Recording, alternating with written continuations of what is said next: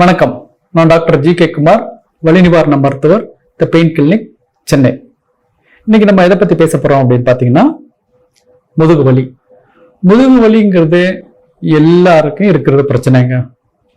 எல்லாருக்கும் வாழ்க்கையில ஒரு முறையாச்சும் முதுகு வலி வந்திருக்கும். நான் விளையாட்டா சொல்றது உண்டு, முதுகுன்னு ஒண்ணு இருந்தா கண்டிப்பா முதுகு வலி வரும் அப்படின்ட்டு.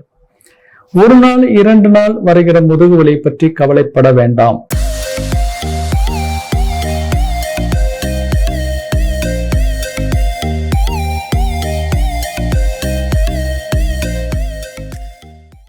முதல் தடவையாக தீவிரமான வரக்கூடிய முதுகு வலி, இதெல்லாம் ஆபத்தான முதுகு வலிக்கான அறிகுறி. ஒண்ணு, தீவிரமா முதல் தடவை ரொம்ப பெயின் வருது அப்படின்னா அது ஆபத்தான முதுகு வலி. இரண்டாவது கால் வலுவிழந்து போகிறது, நடக்க முடியாமல் வருகிற முதுகு வலி ஆபத்தான முதுகு வலி. மூன்றாவது நீர், அதாவது சிறுநீர், மலம், இது கண்ட்ரோலே இல்லை அப்படின்னா, நார்மலா இருக்கிற முதுகு வலியை வரும்போது இதெல்லாம் கண்ட்ரோல் இல்லை அப்படின்னா கண்டிப்பாக நீங்க ஆபத்தான முதுகு வலியை கருதணும். நான்காவது, அடிபட்டுருச்சுன்னு வச்சுக்கோங்களேன். ஏதாவது ஒரு ரோட் டிராபிக் ஆக்சிடென்ட் இருக்கு, அடிபட்டு இருக்கு, அதோட முதுகு வலியும் கால் வலியும் வருது அப்படின்னா உடனடியாக மருத்துவரை அணுகணும். ஸோ இதுதான் ஆபத்தான முதுகு வலி. இது இல்லாம 1 நாள் 2 நாள் இருக்கு, இதுக்கெல்லாம் மருத்துவரை ஓடி போய வேண்டிய அவசியம் இல்லை. 2 நாள் 3 நாட்களுக்கு மேல தொடர்ச்சியாக இருந்தா மருத்துவரை அணுகுங்கள். சரி, இந்த முதுகு வலி வந்தா நம்மளை எப்படி பாதுகாத்துக் கொள்வது பொதுவான அறிவுரை. இது ட்ரீட்மெண்ட் எடுத்தவங்களும் சரி, எடுக்காதவங்களும் சரி. 10 பாயிண்ட் ஞாபகம் வச்சுக்கோங்க. இந்த 10 விஷயத்தை ஃபாலோ பண்ணீங்கன்னா முதுகு வலியிலிருந்து தப்பித்து விடலாம், அல்லது முதுகு வலி வராமலும் பாதுகாத்துக் கொள்ளலாம். 1, முதுகு வலி வரக்கான மிகப்பெரிய காரணம் உடல் பருமன், அதிகமான எடை. எடையை குறைக்க எல்லா முயற்சியும் எடுத்துக்கோங்க. எடை நான் அதிகமா இருக்கேன் அப்படிங்கிறதுக்கு நிறைய விஷயங்கள் கண்டுபிடிக்கிறேன், நான் சொல்லியிருக்கேன். பிஎம்ஐ எப்படி கால்குலேட் பண்ணுங்கிறது எனக்கு பார்த்தீங்கன்னாலே தெரிஞ்சிடும். இதை விட எளிதானது அதிக உடல் பருமனா இருக்கீங்களா அப்படிங்கிறத கண்டுபிடிக்கிறதுக்கு உங்களுடைய ஹைட் சென்டிமீட்டரில் பார்த்துட்டு -100. இப்போ 175 சென்டிமீட்டர் ஹைட் ஒரு ஆள் இருக்காங்க அப்படின்னா 100 கழித்தீங்கன்னா 75 கிலோ என்பது அவரோட சரியான எடை. ஒரு 5% கொடுக்கலாம். ஒரு 78, 79 கிலோ வரைக்கும் அவர் இருக்கலாம். இதை மீறி இருந்தாலே அவர் உடல் பருமனாக கருது. ஸோ எடையை குறைக்கிறதுக்கான எல்லா வழிகளும் நீங்க எடுத்துக்கொள்ள வேண்டும். நம்பர் 1. நம்பர் 2, இந்த உடல் இருக்கிறவங்க, முதுகு வலி இருக்கிறவங்க மிகப்பெரிய தப்பு சரியா உட்கார்றதில்ல.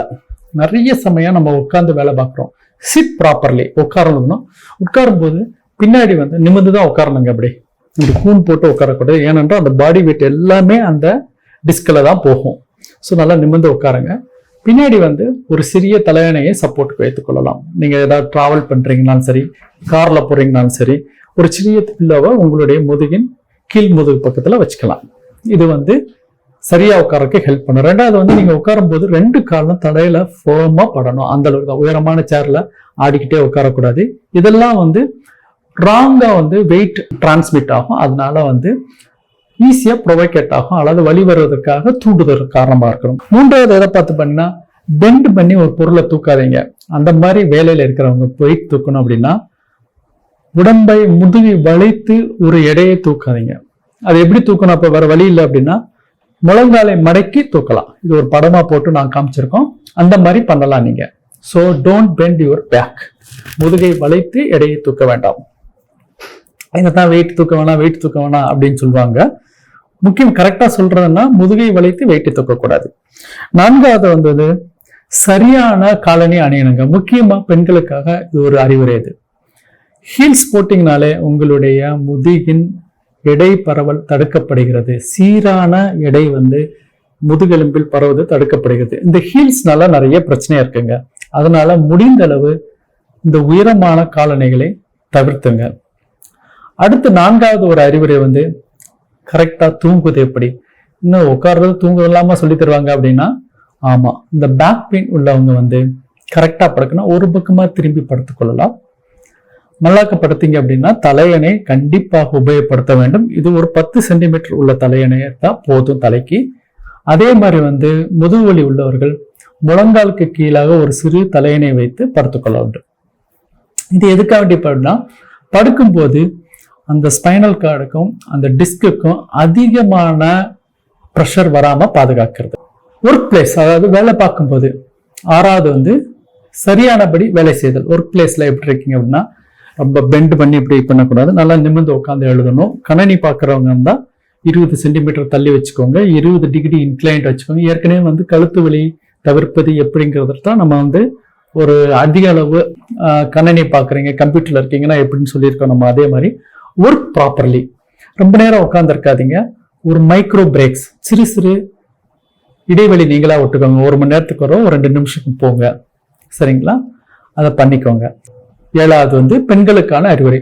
பெண்களுக்கு முதுகுவலி வரக்கூடிய சில காரணங்கள் இருக்குது. முக்கியமா வந்து வெள்ளைப்படுது, ஒயிட் டிஸ்சார்ஜ் இருக்கிறது அப்படின்னு. அது மட்டும் இல்லாமல் பெண்களுக்கு ஃபைப்ரோமைல்ஜியா என்ற ஒரு நோய், அதாவது ஒரு தசை நோய் வந்து பரவலாக காணப்படும். இதுக்கு வந்து ஒரு டாக்டர் அணுகி பண்ணணும். முதுகு மட்டும் இல்லாமல் எல்லா இடத்துலயும் வலி இருக்கும். ஒரு நாளைக்கு இந்த இடத்துல ஒரு வலி இருக்கும், இன்னொரு இடத்துல.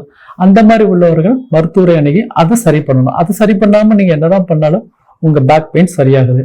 இது பெண்களுக்குன்னு உரிய சில பிரச்சனைகள், அதாவது ஒயிட் டிஸ்சார்ஜ் உள்ளவங்க வந்து அதை சரி பண்ணாலும் அந்த பேக் பெயின் சரியாயிரும்.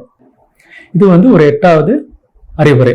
ப்ராப்பர் மெடிகேஷன்ஸ், தகுந்த மருத்துவரை அணுகி பார்க்கணும். ஒரு வாரத்துக்கு மேல உங்களுக்கு பேக் பெயின் இருக்கு அப்படின்னா ஒரு மருத்துவரை அணுகி நான் என்ன பண்ணணும், என்ன பிரச்சனைனால எனக்கு பேக் பெயின் வருது. எல்லா முதுகு வலியும் முதுகு சவ்வு விலகுவதால் வருவதல்ல. ஏற்கனவே நிறைய தடவை சொல்லியிருக்கேன். முதுகெலும்பில் சவ்வு மட்டுமல்லாமல் தசைகள், நாறுகள், ஜாயிண்ட்டுகள் இருக்கு. ஸோ இதுல எதுல இருந்து வேணா வலி வரலாம். ஸோ முதுகெலும்பு வலி, முதுகில் வரக்கூடிய எல்லா வலிகளும் முதுகு சவ்வு விலகுவதால் வருவதல்ல. ஸோ மருத்துவரை அணுக வேண்டும். 9வது அறிவுரை என்பது பார்த்தீங்கன்னா ப்ராப்பர் எக்ஸசைஸ், அதாவது தகுந்த உடற்பயிற்சி. இந்த உடற்பயிற்சி என்பது முதுகுக்கென்றே சில உடற்பயிற்சி இருக்குது. அது கோர் ஸ்ட்ரென்தனிங் எக்ஸசைஸ் அப்படிம்போம். அந்த முதுகை வந்து பலப்படுத்துவதற்காக எக்ஸசைஸ் உள்ளது. அதை வந்து கரெக்டா நீங்க மருத்துவரின் அறிவுரையில் பேரு எப்படி பண்ண ஆரம்பிக்கணும், எப்படி கொஞ்சம் கொஞ்சமா படிப்படியா கூட்டிட்டு போகணுங்கிறது மிக மிக அவசியம்.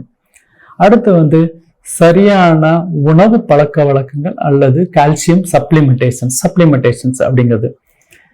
அதாவது கால்சியம், விட்டமின் D3 போன்றவைகள் மிக மிக அவசியம் இந்த தசைகளையும் எலும்புகளையும் வலுப்படுத்துவதற்காக.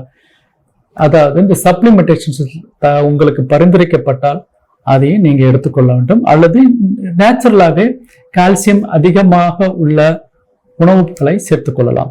ஸோ இந்த 10 விஷயங்களை நீங்க ஃபாலோ பண்ணீங்கன்னா முதுகு வலி என்பது உங்களுக்கு வரக்கான வாய்ப்பு வந்து மிக மிக கம்மிங்க. ஸோ முதுகு வலிக்கு ஒரு முற்றுப்புள்ளி வைக்கணும்னா இந்த 10 விஷயத்தை நீங்க கடைபிடித்தீங்கன்னா முதுகு வலி இல்லாமல் உங்கள் வாழ்வை எதிர்கொள்ள முடியும். நன்றி, வணக்கம்.